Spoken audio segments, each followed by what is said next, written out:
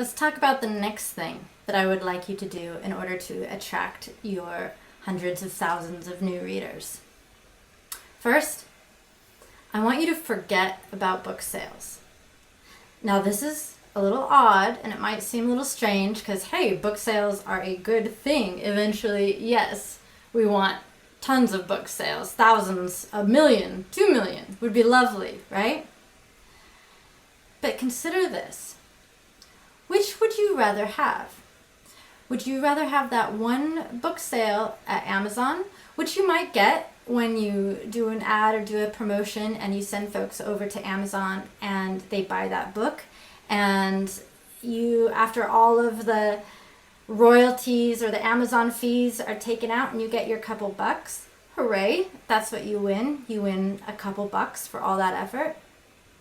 Or would you rather be building a group of true and authentic fans? So what is a true and authentic fan? This is someone who doesn't just come in for the book sale and that was great and then maybe they'll think of you again and maybe they won't. But a true fan is someone who not only bought your book, but they probably visit your site too, and if you post any blogs, they might read them now and then. If you speak at an event, they'll be paying attention, and if they see your name pop up, they want to go. These are people that if you have a workshop or a class, they're going to sign up for it.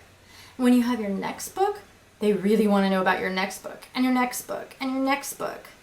These true fans are people that are with you for a lifetime and that are hugely valuable, not just for the income that they bring, which is much greater. Because when you think about it, the lifetime of income, there's that one person that bought your book, great, hooray, $2. Or there's that person that over their lifetime purchased from you again and again and again and may end up spending hundreds of dollars. There's that makes them very valuable. But not only that, your true fans, they sustain you creatively. You will hear from them. You'll know that you are reaching someone. They will give you feedback and ideas. You will be able to see the results of what you put out there in the world. As well, these people become your advocates and your champions. They're the ones that are saying, I love this book, I've read this 5 times, and they give it out at Christmas, and they give it to people's birthdays, and they give it to every new person that they date as like a litmus test. You know, these are the folks that you want. There's this great article by this guy named Kelley, who's brilliant, and you can go look him up. I'll put the link below this video. But Kelley says that any creative person really only needs 1,000 true fans in order to sustain their career. 1,000? Yeah, it both sounds like a huge amount if you're beginning and your true fan is your mom, but it's also not a very big amount when you start thinking about it. When you think about how many people, if you're going to sustain your career, that you have to connect with in order to sell that one book and be able to live off of that one book, well, it's going to be quite a few thousands, right? 100,000. Maybe you even need 1 million over the course of your lifetime if you plan on living any amount of time. But now if you can get a true fan, someone who in the end you're not going to get $2 from, but who over the course of your career might put in, $100, $500, $1,000. Maybe you have something even like a big retreat or something and they end up paying $5,000.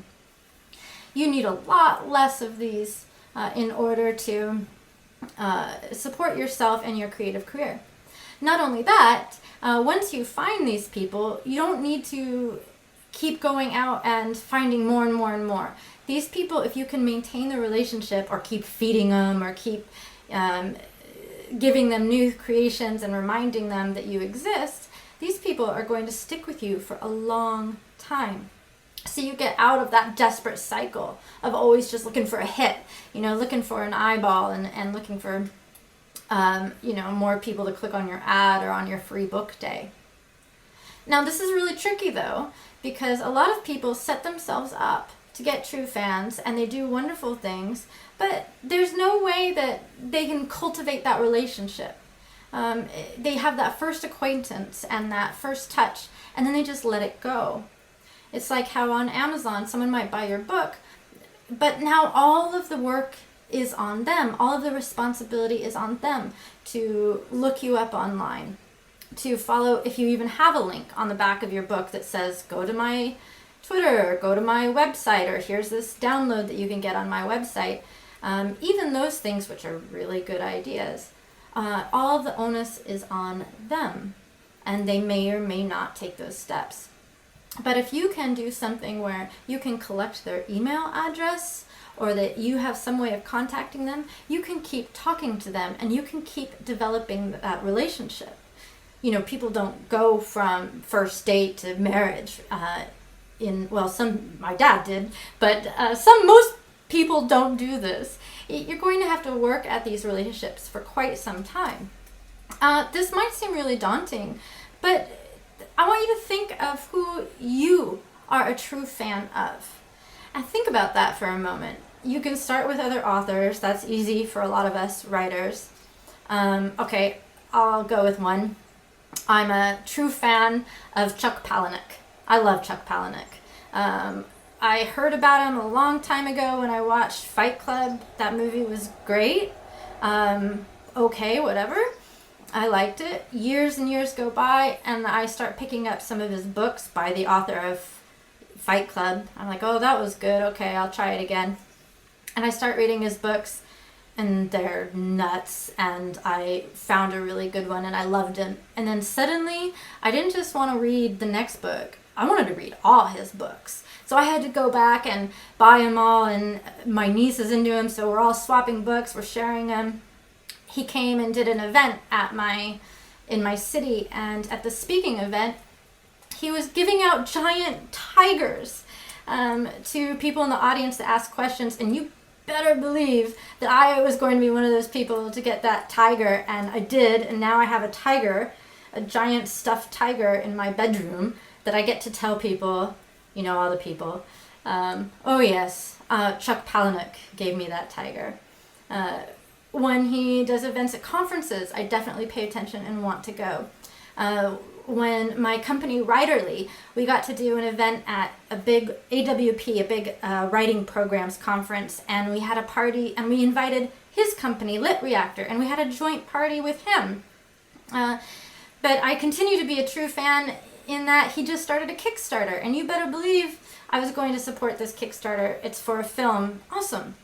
So he was able to connect with me. It took a long time. It wasn't instant. It took many years. But now I am a true fan of Chuck Palahniuk. Now, you might also be a true fan of artists, musicians, stores.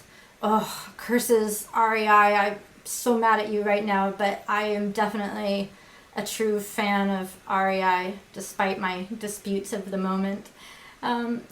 There's all different ways that people can be a true fan.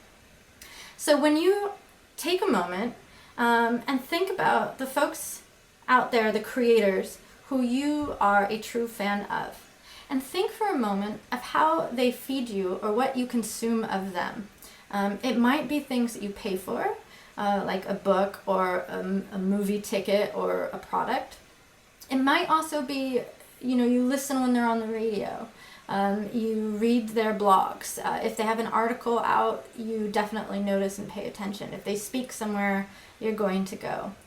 Start noticing it, because actually you'll find that people collect a lot of, I don't know what the other word for the opposite side of the true fan is.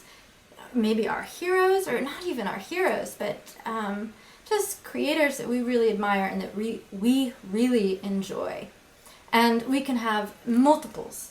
And not only that, these creators that we are true fans of, it's not just, some light thing that is just a passing interest. We actually take these pieces and they become part of our identity on our profiles, like our Facebook profiles, or if people do dating, you will see them list their authors and their movies, the music that they like, not simply as something that they like, but as a cornerstone of their identity. So as you can see, a book sale, great. We're not going to knock book sales. Book sales are great. But what we really, really, really, really want is that true fan.